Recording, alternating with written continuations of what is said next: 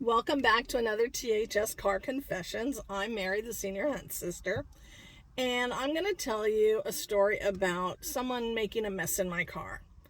Often people want to know when they're driving if anyone's ever gotten sick in my car, and the answer to that is no. Part of the reason is I don't really drive a lot after midnight, and I imagine that most of the rides after midnight would be the ones of people so drunk that they get sick in cars.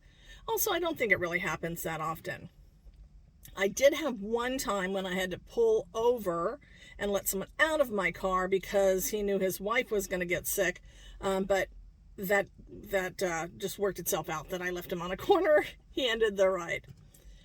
So, back when I was first driving, probably, seriously, only maybe 2 weeks into it, because every ride at that time was a new experience. Now, I had been out to Ocean Beach before, and Ocean Beach is a wonderful part of San Diego. It's a beach community. A lot of people like to live there. It's a great place to watch the sunset.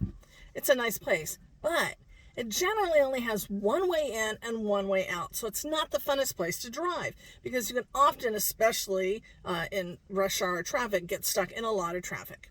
It also took me a while to remember which lane I had to stay in to go down the main drag and which lane to go in and curve around to the beach. Anyway, so I'm heading to OB. I'm not so thrilled because it's at night and I'm expecting traffic.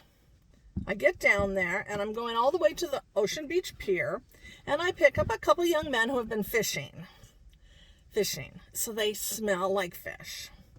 Now, we can't turn anyone down because of the way they smell. We can't give them less than 5 stars because of the way they smell.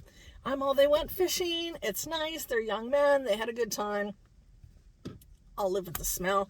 I also have spray stuff, so I spray my car anytime there's an unpleasant smell in the car.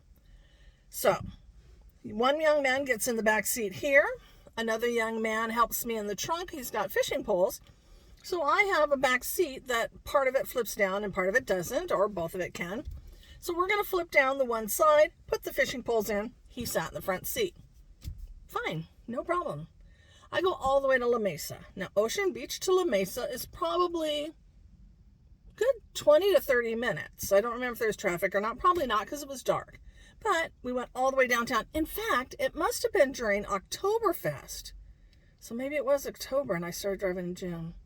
Anyway, either that or there was some kind of street fair going on because we couldn't go down the main drag. So we pull up as close as we can. We all get out of the car. We get the fishing poles out. I go to the back seat and I put the seat up. And what do I see but a big round thing of water? The guy in the back seat says, "Oh, I forgot I put my soda there." He said, "But it's sugar-free. It's not a big deal," or something like that. And I'm like, seriously, I now have to go home, guys.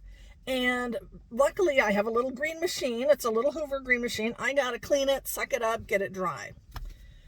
We're sorry. I'm like, look, give me a good tip. I won't, whatever. I'll deal with it.